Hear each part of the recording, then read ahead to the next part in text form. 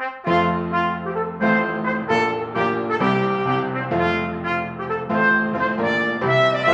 everyone. Thanks for joining us for Politically Incorrect Knitters. I'm Deplorable Knitter, and I'm joined, as always, by my fabulous co-host, Ann Pinkava. Hi, Ann. Hello. And this week, I have absolutely no knitting, even though this is a knitting podcast. But I know that Ann has been working on some things. But before we talk about knitting, we'd like to talk about our sponsor, Chicken Lady Fiber Arts at chickenladyfiberarts.com. And my dog is possessed and does not want me to talk about our sponsor. What a jerk. That, or she approves of our sponsor so much, she has to agree. I think that she must approve of Chicken Lady and all the fabulous fiber arts that are happening there. Probably. But use our code PIK Deplorables20 to get 20% off your order. And that is even if you have ordered from her before.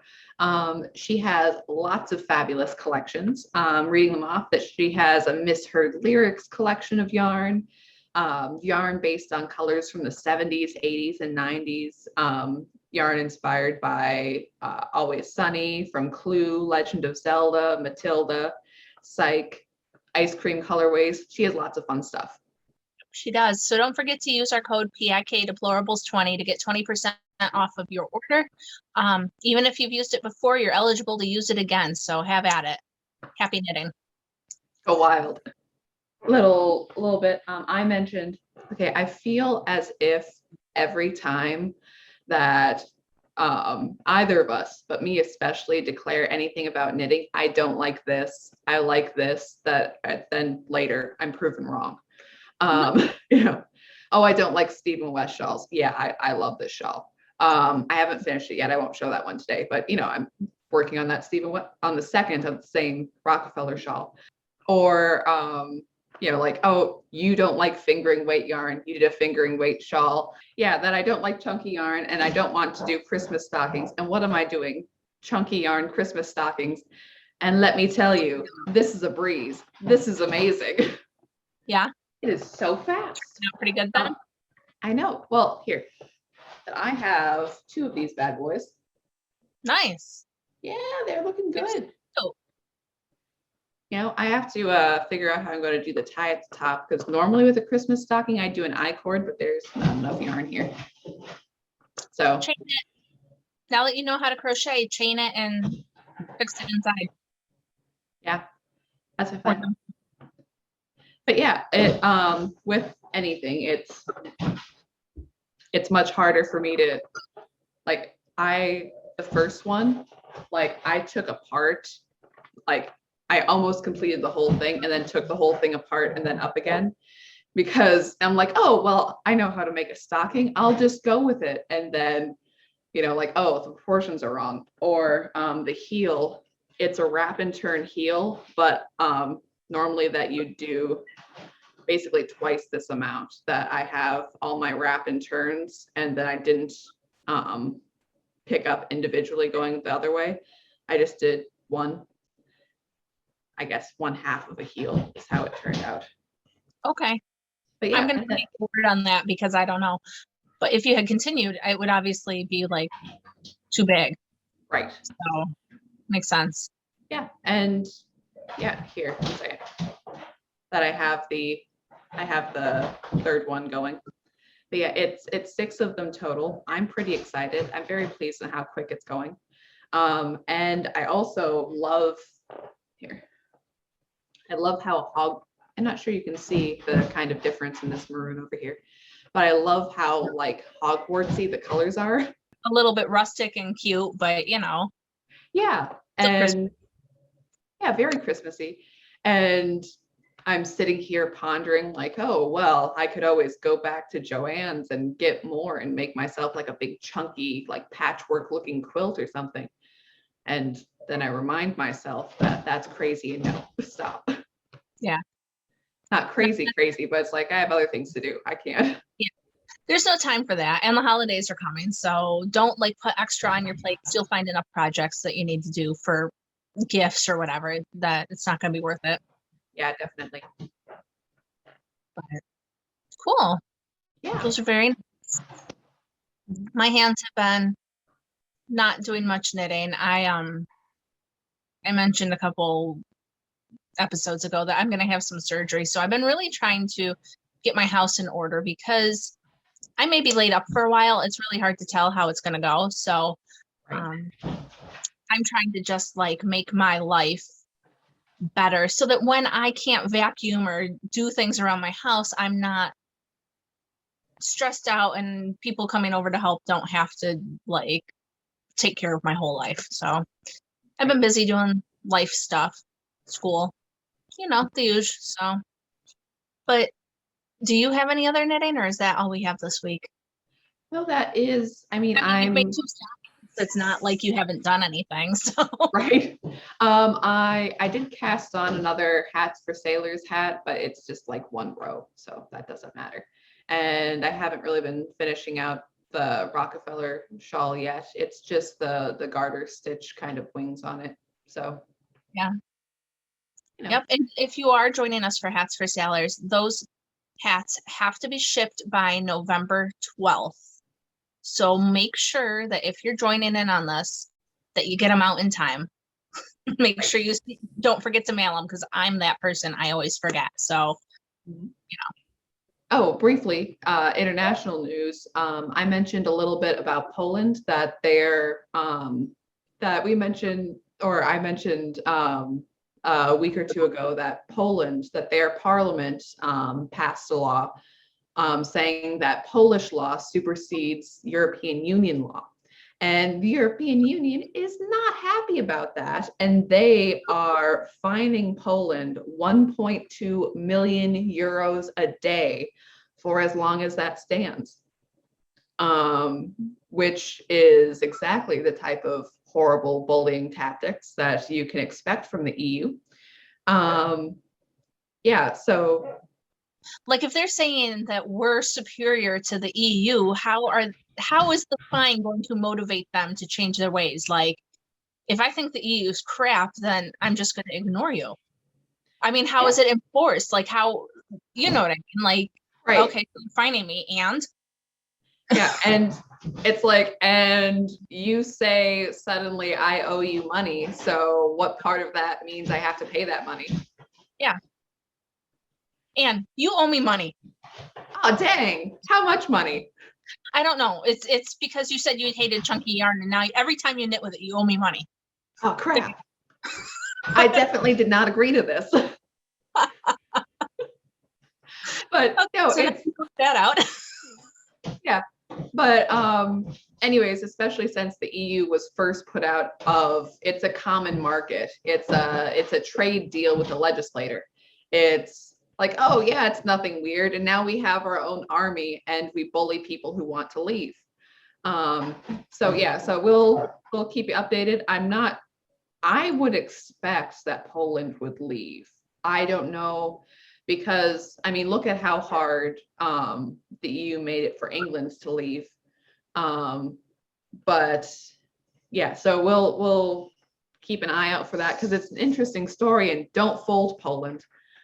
And just reminds me, so Poland has a long history of dealing with oppressive regimes, particularly Russian. I have these bills that are old Polish bills that it's interesting because it's written in Cyrillic and Poles don't use Cyrillic. So it was a Russian system bill put out, and I paid like $9 for this. That was not the worth of this at the end because inflation was horrible and they had the communist regime and all of these different, that they have a long history of suffering through that. And, they see now in the EU and other systems such as that they're not going to deal with it anymore. Yeah. It's funny. I just finished reading, I listened to a book about Jews in Poland just this past week, and they've always been pretty strong. Like, yeah, there were people that went along with the Germans and whatever, but there was like a whole army that was like opposing them. Right. Like, I don't think that gets talked about as much as like some of the other armies that went against Germany, but they were trying. Right. And And they didn't bow easily to the whole thing, even though it would have been not better, but life probably would have gone smoother for them if they did, you know? right. But And Poland is very strong border security as well. That the rest of the EU says no, open borders, and they're like, no. And there was a video this past week of activists trying to pull the fences down. Like, why? What good is this to your activism that you don't have a fence? they just don't understand. People, the EU, I don't know a ton about the EU. Like, I'm not going to be like, but it seems to take away the sovereignty of the nations. And people seem to forget that that's what makes nations great, is that it is its own culture and it's got its own things going on and you can protect it. And, you know, all of this willy-nilly, everybody coming around isn't good for most nations. Right. And having a strong national identity, have a this is Poland, and this is France, and this is Spain, and this is England, and this is Yugoslavia, wherever you are, that having your own national identity and governing power. I mean, if all of Europe had handled the COVID crisis the way that the European Union would have wanted them to, yeah, real problems from that. That, not that, whatever you may think about the vaccine, the EU plan to roll out the vaccine was not timely, not ordered ahead, not like from a pure logistical perspective, that the European Union was awful at it. And then tried to harass England because England's got vaccines and medical supplies and other stuff ordered early. So that level of planning, again, whatever came of it later, that one group planned ahead, the EU said, well, you'll do it for us because it's us, right? And so your example of one group planning ahead and then other people being like, well, what about us? It reminds me of what's going on right now with stores and different things. I've seen headlines saying that people who are stocking up are hoarders. Well, no, we're planning ahead. Right. We know that there are not enough supplies and that the shelves are going to be empty, and I freaking can't believe this is America, but that doesn't make anybody a hoarder. It makes us, it'd be hoarding if I had 5 garages full of things that I will never use. Buying enough toilet paper for my house for the next month or two while it's on the shelves is not hoarding. I'm going to use it, but so sorry. It's a very different perspective on food and food security too, that I think, I'm trying to remember what the average is, but the average is that most households don't have food that could last more than 2 weeks, which is surprising. Wow. I don't know from where those numbers come, but anyways, it was like a statistic. But that, if we look back a couple of decades, that it's not uncommon for grandma to have a garden and that she cans food for the year, and maybe that's not all of her food, but that you're sitting there with your gleaming jars of green beans and peach preserves and whatever else you have, and you can just sit back and you can relax a little bit and be like, you know what, if something bad happens, at least we can eat peaches. Or right. And the 2-week thing kind of throws me, just because with the way our life is and whatever, I've gotten into the habit of shopping every 3 to 4 weeks. Like, I may stop out to get more milk or fresh fruit, but for the most part, I have enough things in the freezer and whatever that I don't need to go to the grocery store every single week. It just works better for me. And because I'm home with the kids all the time and stuff, it's easier to do one huge trip. And so then people see me doing that as it is, and they probably think I'm an insane person because I'm at the grocery store and the last time I went, they had to I had everything in one cart, but when they checked me out, they had to put it into 2 carts because there just wasn't enough room left. So Right. you know what I mean? Like it's I don't know. It's my job to take care of the family. I can't imagine having to. But then again, some people can't. I understand that, but No, it's very true. And especially since, the jokes are flying around. Not that, this is a horrible thing, but that this is set to be the most expensive Thanksgiving on record. mhm. And, the Babylon Bee jokes that, Jen Psaki says, if you just save that 16 cents that you saved on the 4th of July, then you'd have enough to make it through. But, yeah, that it's okay. So what if you're like, dang, this is going to be expensive. So, and it may be more expensive later. So I'm going to buy multiple cans of cranberry sauce now and just save them for, Christmas. Like, Mhm. oh, well, that's hoarding. Like, oh, well, No, I'm thinking it's ahead. planning ahead. It's not any. Anne mentioned it. I know that you've said it several times on the podcast, but you mentioned to me even before we were talking about it on the show that it was going to be harder to get Christmas presents. Guess what? My kids are done. Done. I have everything. Like I have everything that I wanted for them, and if I needed to get something else, we're at the point now where it's fine. Right. Everything's going to be fine. And actually, that's one really great thing. I'm glad you told me that because with the surgery coming up, I'm still going to be recuperating near Christmas. So I'm probably going to wrap all the presents in the next week. Right. I'm going to be done. Exactly. Don't. But it's Not an issue. Yeah, but it's not hoarding. It's not anything. It's just planning ahead. And I know that I'm privileged because I can plan ahead, but I don't know. For a lot of people, there's things you can do even if you don't have. When I stopped working, when I had my first kid, I used to coupon, and every week I would try to spend like $3 extra on something that I had a coupon for that we would use to help build up my stockpile because, not everybody's in a situation to have, a 10-pound bag of rice in their cabinet, but maybe you can, when shampoo's on sale, you can buy an extra bottle and put it away because you're going to want it at some Yeah, point. shampoo keeps. And but I think that's the thing that people don't think like that. We're so used to everything being in the store and everything being where you want it and blah blah that you just, I'll just get it whenever. Right, which we've also been told by various news articles that that's just our privilege. So you should just readjust expectations. You think that you can buy shampoo whenever you want it. Well, that's just a privileged person. Yeah. No, but but you understand what I'm saying because when I first stopped working and was raising a kid, I followed all the frugal mom blogs and Yep. And that was one of the things they said is, if stuffing is on sale and you have a meal you make with stuffing, buy an extra box so that, the next time you cook it, you can make one ahead and freeze it. Like it's just getting yourself in that mindset of, not waiting till the last second on everything, I guess is what it is. No, it totally makes sense. It's kind of the thing with buying in bulk. Buy in bulk because it's cheaper and keep it.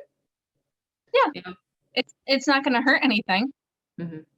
And and then there's all the I have a good friend whose daughter lives in New York. Well, I don't have any place to store it. Well, you know what? I have almost no storage in my house. We don't have a basement. We don't have an attic we can use. Guess what? We found places for the stuff. Mm-hmm. My house might not look that pretty at the moment, but it'll get used up. We'll make room. It's you know what I mean? No, I knew people who used to keep canned goods under their coffee table just because they had no other place. And like, you know what? That's fine. Mm-hmm. Yeah, we have in the garage we have storage. Like you can't open the garage door completely wide because that's where our stacks of cans are. So that like in that space between the wall and the door that kind of doesn't get used that much, that's where all our cans are. Flats of them, but it works, whatever. So anyway, when the marauding hordes come to take your canned goods, you'll just open your door and go out the back way. Yeah, exactly. I didn't realize though that the EU was mad at England for how they like planned ahead. That's ridiculous. Yeah. Also, I did not look into it so much, but yeah, the EU is still doling out punishments England's way. How dare you leave? That they If England is not a part of it, how can they punish them? because they said, well, they part of the leaving deal, and it was really crap. Was yeah, but you're still kind of a part of us for like the next year, but only you don't have a say in Parliament. Yeah, but yeah, so the EU is again beating and harassing England as much as they can because they're charming people, and why would anyone ever want to leave such a nice and genial lot? Yeah, no, I think that if I was part of England, I would be giving them the finger and saying, you can't. My brother. I told Anne we don't have a ton of time today. I got a lot of stuff to do, and here I am telling stories. But my brother, when we were kids, my grandma broke all her wooden spoons on him. And she was chasing him with a ladle, right? And he's looking at her going, what are you going to do with that? Right? Like that should be the mindset. Like, what are you going to do to us, EU? Like, come on. They can do with that ladle. You can't do anything to me with that ladle.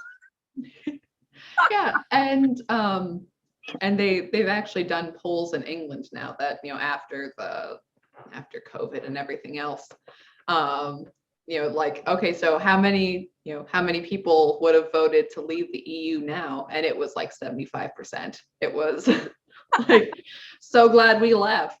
And again, everyone's saying that, you know, once they left the EU, that no one would do any deals with them, that would all be horrible and this and that. And I mean, us, you know, with the different trade deals too, that that has been negatively impacted by what's going on in America, because Trump was very forward for wanting a trade deal with England, and it is an issue now that Biden is very pro Irish republicanism, which is quite different from American republicanism.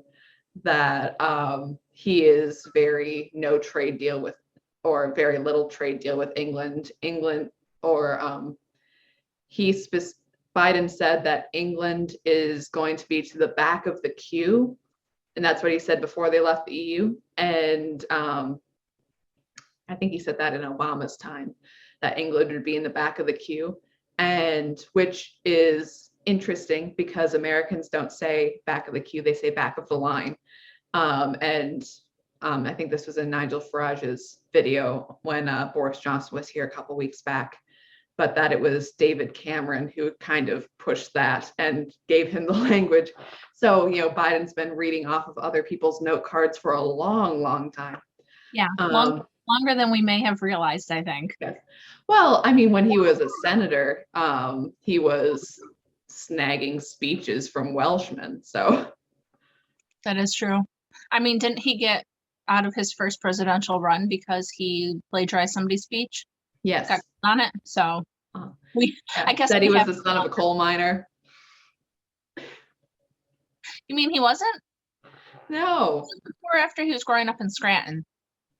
Well, this probably would have been before Corn Pop, which okay. If only Corn Pop could see him now. But anyway, so yeah, so it's different issues with England. Also news out of England, and this was brought forward. I first saw it on the page of our lovely sponsor, Chicken Lady Fiber Arts. So, and she was shocked. Let me hang on. Where do I have this hit? Sorry, I took a screen cap of it. All right, so to read it off, that people with learning disabilities have been given do not resuscitate orders during the second wave of the pandemic, in spite of widespread condemnation of the practice last year and an urgent investigation by the care watchdog. MenCap said it received reports in January from people with learning disabilities that they had been told they would not be resuscitated if they were taken ill with COVID-19. The Care Quality Commission said in December that inappropriate do not attempt cardiopulmonary resuscitation, DNA CPR, notices had called potentially avoidable deaths last year. So, Yeah. okay.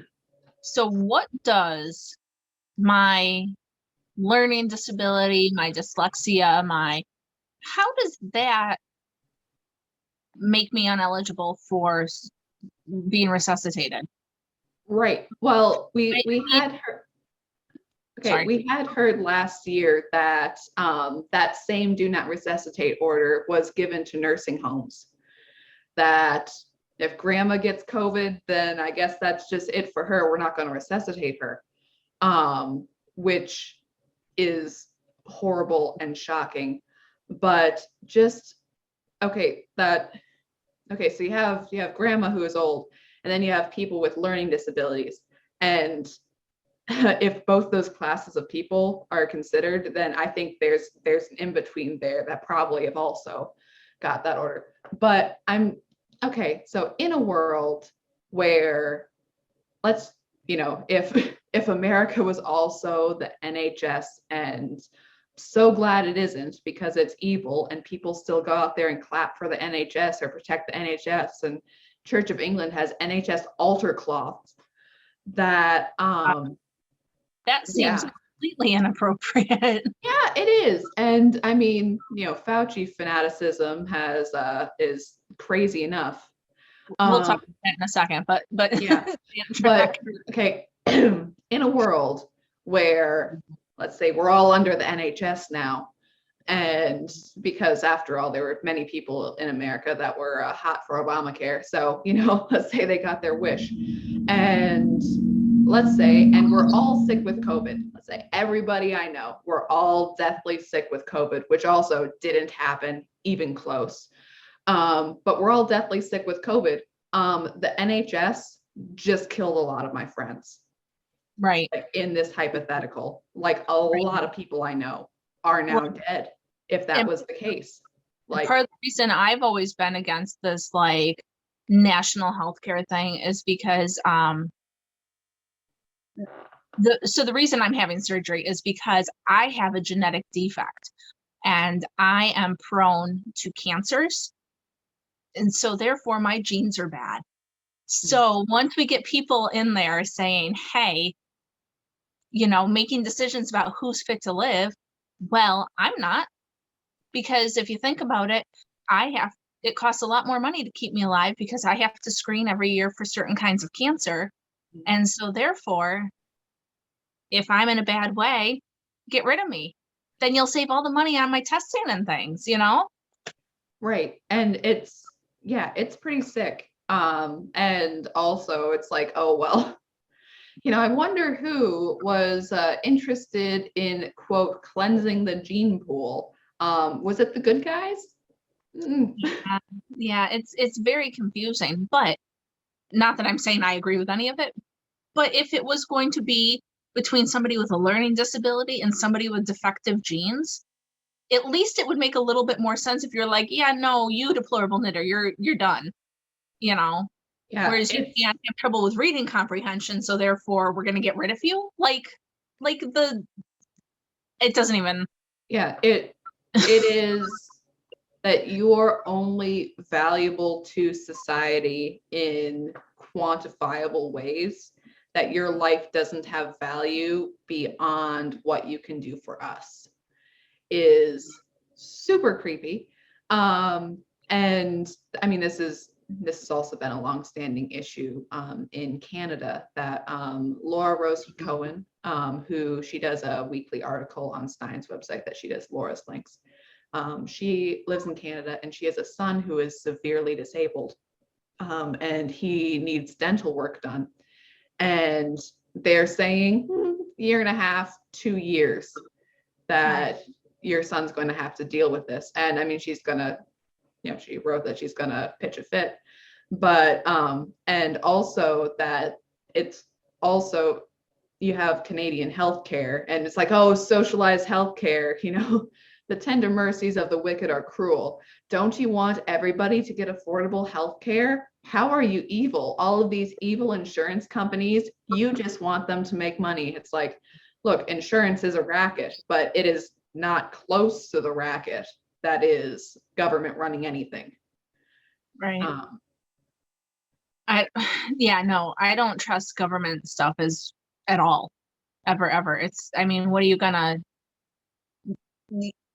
once you allow somebody else to be in charge of things, then your power is taken away.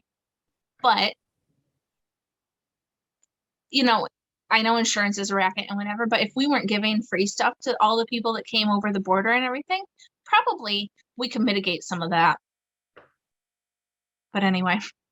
No, and not only that with, insurance is a racket, but the fentanyl coming over the border, not a problem. You are a drain on the system for whatever health issues you may have, but the people shoveling in fentanyl by the mile and people dying from it, no, not an issue.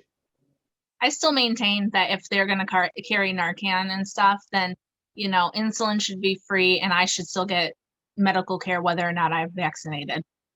Like, you can't have double standards. If you're going to do one thing, then everybody should get the same treatment, whatever. Yeah. Hippocratic oath, do no harm. Yeah. So, sorry, but speaking of the Hippocratic oath, Anne, what about our buddy? What about the fearless Fauci, who has been guiding us with grace and wisdom through this pandemic? How could you find a better beacon of grafting aborted baby scalps onto mice? When that comes over my desk and they're like, hey, should we fund this or not? I'm like, every time that has so many applications and is not wicked and cruel at all. No, not at all. So those of us with a brain have known for a really long time that he's crap, right? Like, we know that he tested gain of function stuff for COVID years ago with US money. And the emails have come out, just the stuff that he has said, the timeline of when he said masks, no masks, vaccine efficiency, all of that, and opposed to what he has said publicly versus what he's written on his emails and saying, everybody's lauding him as fantastic, and he was in charge of the HIV stuff. That did not go well. Like, nobody was like, I don't know, maybe this guy isn't as up on things as you think he is. I don't know. Yeah, maybe the guy who would not allow the right to try different medications for people with AIDS. Maybe, and again, if you're dying of AIDS and you're like, maybe I'll try this, and he's like, no, you must only try this medicine, which did not work. Yeah, no, there's something fishy there. I'm all for the right to try, especially if you're like in a situation where you're probably not going to make it anyway. If you can find something that's going to help or make things better, then why not? What's it going to hurt? Right. Why plot on in the same treatment that is not working? Like, well, maybe it will work now. Still not, if you're dying anyways. But yeah, and it came out this week. There was some people mentioning before that the NIH was granting money, $375,800 given to research in Tunisia, and this has been going around social media, with drugged beagles with their vocal cords cut so that they could not scream, so they could not howl, and their heads in mesh cages with sandflies eating them. Yeah. Now, so it's horrifying, like everything about it, and then the fact that they like had the presence of mind to cut their vocal cords so that nobody had to hear them scream, is just totally creepy. But has anybody explained what this research was actually for? Yeah, that they had injected them with diseases, or the flies were diseased, and seeing how, yeah, it was totally unnecessary. Then this has been mentioned by other people. Crowder mentioned it the other day, that when you do medical testing on animals for humans, on a cellular level, rats are actually closer to humans than dogs are. So lab rats are the preferred method. That there's a lot of difference between humans and dogs. So there's really no direct medical correlation between. Right. Yeah, so let's just, and again, beagles who are not aggressive dogs, they're not biters, that they do howl and they're good hunters, but that they're a docile dog. That they're specifically, and they didn't take like dogs off the street like Leica, that they were specifically bred for these experiments to then kill them. Yeah. So like, I don't think that we should ever be cruel to animals if we can help it. I also don't have an issue with them testing things on rats or something else if we need to learn more about something. Like, If it was directly medically necessary, yeah. right. But this is just cruel. There's no good excuse for it. And so what Anna and I were talking about, though, is that we know he was a piece of crap. A lot of people have known it for a long time, but now that the dog thing has come out, now people are mad. Right. And also there's a picture connected with it too, which does tell the story, that you can just kind of nebulously say, oh, by the way, he funded puppy torture. And it's like, yeah. And then you see them with their heads in the rat cages, like, oh. Right. Well, if you look, there's also pictures of what he allowed happen to babies in orphanages. So, but the problem is that for some reason we have been desensitized, and when things happen to babies, we're like, oh, well, I guess. I mean, I find it mortifying and awful, but it took the dogs to get people mad at him, and I don't understand. Right, that people have more sympathy for dogs, which, I mean, dogs are helpless and they rely on you, but babies more so. Yeah. Yeah.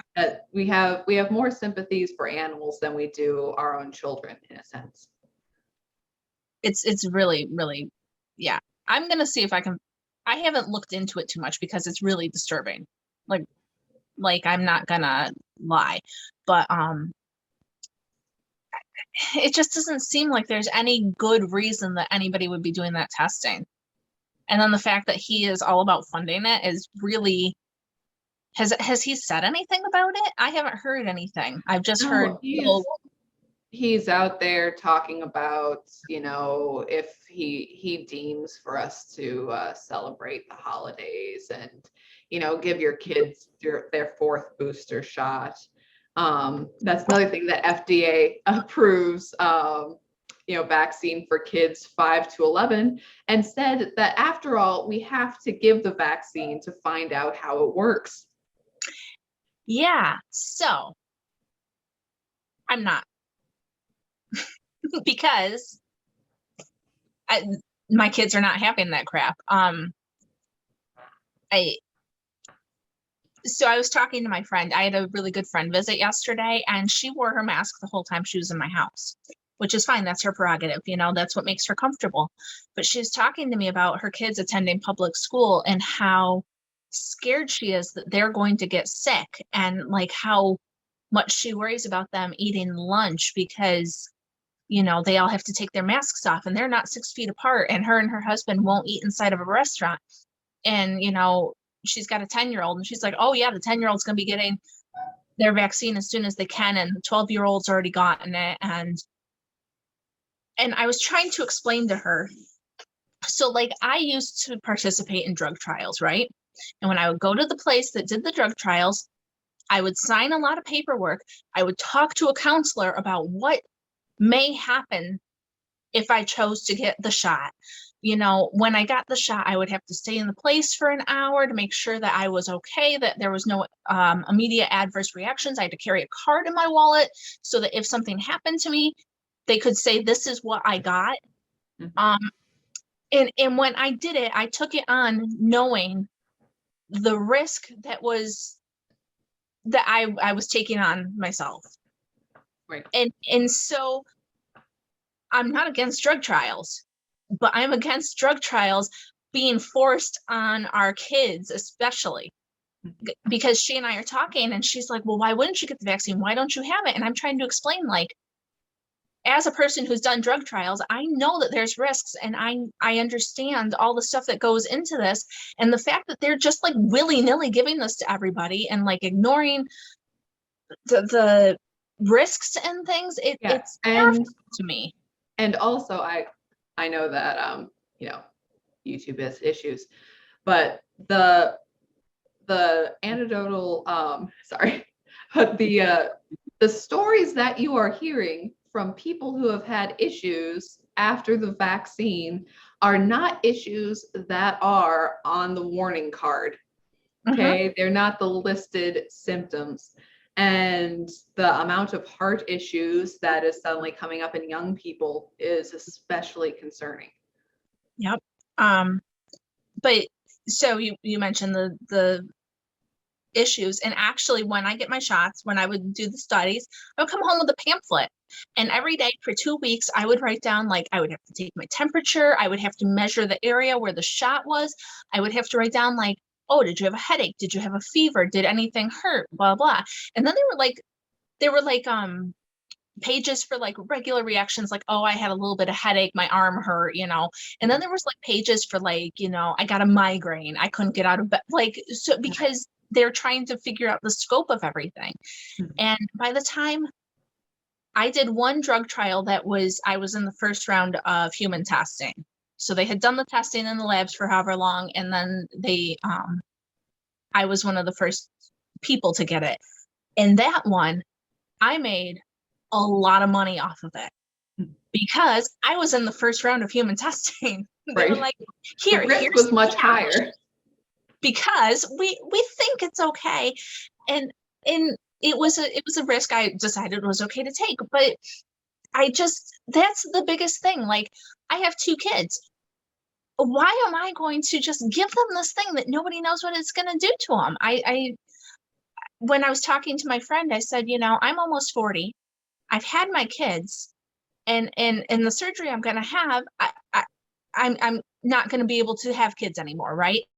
So as a 40-year-old woman, I find that disturbing, even though I don't want to have more kids. I said, why would I risk like a side effect like that on my kids with an untested vaccine when I'm an adult who's already done everything and I'm still mourning the loss of being able to have kids? Like, why would I put a risk on my kids that I don't know what it is?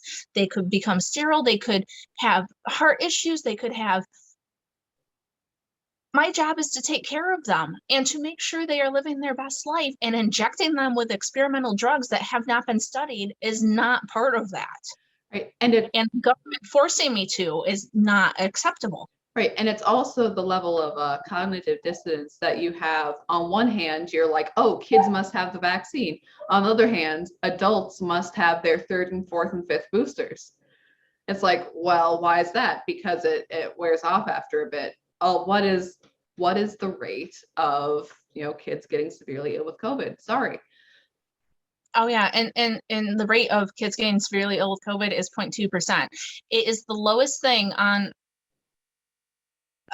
for the risks of death of kids. It is at the bottom of the chart, and like for kids 1 to 4, drowning is number 1, and for kids 5 to 11, cancer is the highest risk. So we're not worrying about all of these other things that are actual risks to our kids, but this 0.2 thing that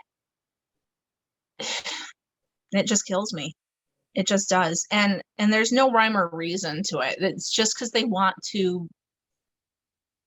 It's not the amount of kids that are getting sick and dying is statistically negligible. I'm not saying that it's not important, and if somebody has lost a kid, that's the worst thing that I couldn't imagine. I could never imagine. But why are we giving them experimental drugs for something that is such a low risk? I just. And Sorry. I saw a video this week. It was reposted by JonTron, which is, yeah, most of the lady knitters out there probably aren't familiar with JonTron. He was very big in the YouTube gaming world. And then he sort of went off and did his own sketch comedy videos. Okay, so first, just so you know, the guy's crude. Don't be surprised. But also he has no right to be as funny as he is. His comedic timing is excellent. And he's one of those guys who will only post a video like once every 6 months. And when he does, it has millions of views instantly. So this is a well-known guy, and gaming world, as you would imagine, is quite liberal. And things that he said in his video, he's not conservative, but after there was a big firestorm because he suggested, and he is, I don't know if both of his parents are immigrants. I believe one of his parents immigrated from Iran, and he lives in New York City now. But he suggested that America has a right to, a right to who comes into their country and who doesn't, which was a huge firestorm. After the election, he said that America is looking like this store, and it was Banana Republic. And now he comes out, he posted a video, which I'm not sure if it's original to him, but the quality is high enough that I'm like, this could be done by a professional like himself, but it is down the line, and it is all of the mainstream news headlines between 100% effective, so effective, 98% effective, 82% effective, 81, 70, no, more boosters, and then interspersed with the amount of money that pharmaceutical companies are doing. I'm like, yeah, that if you're paying attention, you see it. But if you allow the illogic of the multiple, the illogic of, in Ireland right now, there's a county with 78% of people vaccinated, and they're the highest COVID rate in the area. Different reports of, vaccine passports, an absolute must. Yeah, actually, that doesn't stop COVID at all. Yeah. That's the part that nobody talks about that still gets me. Like, if it's effective, okay, so never mind the fact that it's statistically not an issue for small children. But if it was effective, then why are we still having all these cases? Why are they all the people that have COVID already? Like, I have had shots already. Like, stuff doesn't add up. And I think a lot of it is the money and the control. They want the passports. They want us scared. I feel bad for my friend. I really, really do, because I can't imagine living in the level of fear that they have for as long as they have. I just can't. I don't know. So yeah, it's what you see in your own life, and what plays out in front of you versus what you believe to be true and what you will act like is true. Yeah. Well, I don't know, Anne. So I know we had some other stuff to talk about, but I think that we should save it for next week, right? The sneaker guy can wait. That's right. Sneakers can wait. Yeah. So, guys, make sure you check out our sponsor, Chicken Lady Fiber Arts. She has lots of ready to ship yarn in her shop at chickenladyfiberarts.com. And you can get 20% off your order with the code PIK Deplorables20. She has, because I'm sure Christmas is coming up and we're all, made in America. Even though, quick news before we go, that DeSantis has welcomed ships over from California, and they've come around the Panama Canal. And also, I was wrong last week. I said that it was the Panama Canal that was blocked up. It was the Suez Canal. Thank you, Tara. She's on her game. She knows. But anyways, that even with shipping containers coming around to Florida and getting stuff slowly through, that I think a lot of people are looking for made in America stuff for Christmas, and that includes yarn. And Chicken Lady Fiber Arts has Grand Valley Yarns. It is grown and processed and everything 20 miles away from her house. So yeah, go ahead and check her stuff out. Yep. And guys, don't forget to like, comment, subscribe, ring the little bell on your YouTube page if that's where you're watching us, because then it will tell you when I post a new video. Like this one that's going live Friday night, which we never do, but Whoa. like, but make sure you're following us on YouTube and Rumble, Instagram, Parler, MeWe, Vero, Gab, Facebook, Telegram. We have a Telegram. Telegram group. I was trying to get through them all, but make right. sure you follow us wherever your favorite platform is. And if we're not on it, tell us. We'll go over whatever. There are some of those platforms that we're on less, but you know how. All, but we have them, and we will be there if Exactly. It's always good to have a backup should a certain other sites perhaps go down or something. So make sure you're following us wherever you prefer to get your social media, and we'll see you guys next week. All right, see you guys. All right, bye.